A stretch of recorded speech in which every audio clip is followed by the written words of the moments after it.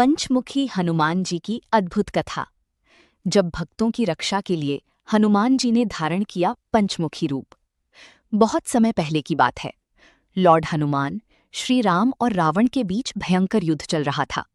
लंका की धरती पर हर दिन देवताओं और राक्षसों के बीच युद्ध की गर्जना सुनाई देती थी।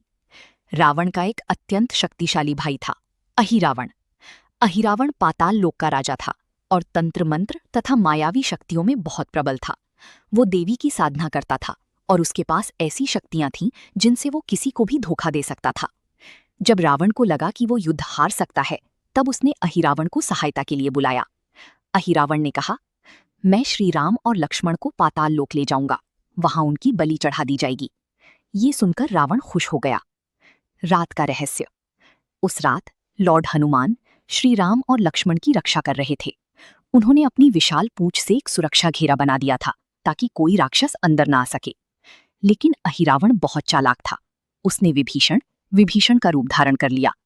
हनुमान जी ने सोचा कि विभीषण जी ही आए हैं, इसलिए उन्हें अंदर जाने दिया।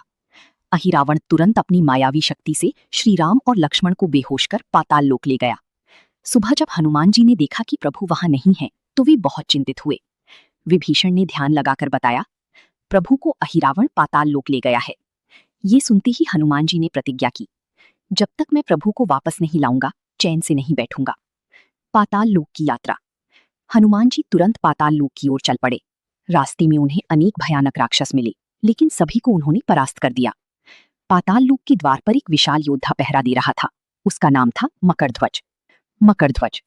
मकरध्वज ने हनुमान जी को रोकते हुए कहा, मैं पाताल लोक का रक्षक हूं, बिना युद्ध किए कोई अंदर नहीं जा सकता।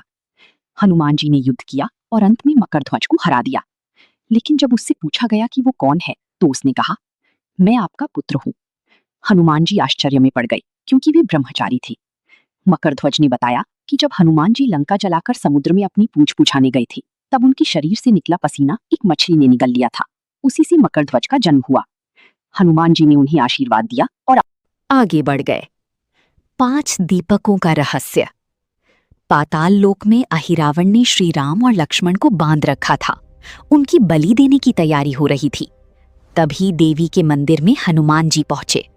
उन्हें पता चला कि अहिरावण को मारना आसान नहीं है। उसकी मृत्यु तभी संभव थी जब 5 दिशाओं में जल रहे 5 दीपकों को एक साथ बुझाया जाए।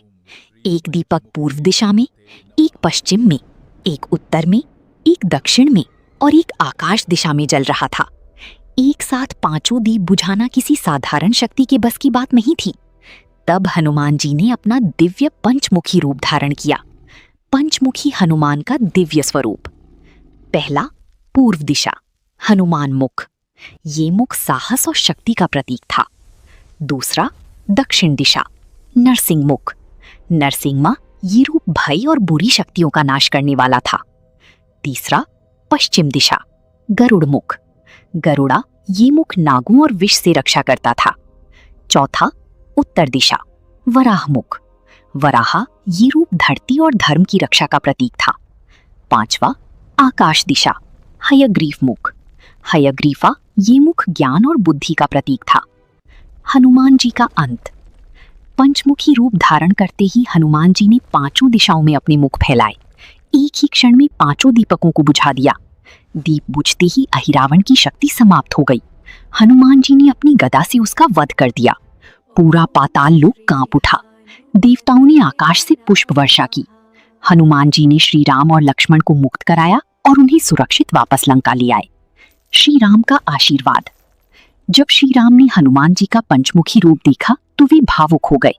उन्होंने कहा, हनुमान, तुम्हारी समान भक्त तीनों लोकों में कोई नहीं। हनुमान जी ने हाथ जोड़कर कहा, प्रभु, मेरा जीवन केवल आपकी सेवा के लिए है। तभी से पंचमुखी हनुमान जी को रक्षा, शक्ति, साहस और बुरी शक्तियों से मुक्ति देने वाला माना जाता है। कथा से शिक्षा। सच्चा भक्त हर कठिनाई में अपने प्रभु का साथ देता है। बुद्धि और शक्ति का सही उपयोग ही विजय दिलाता है। भक्ति में सच्चा प्रेम हो तो असंभव भी संभव हो जाता है। जय पंचमुखी हनुमान जी महाराज।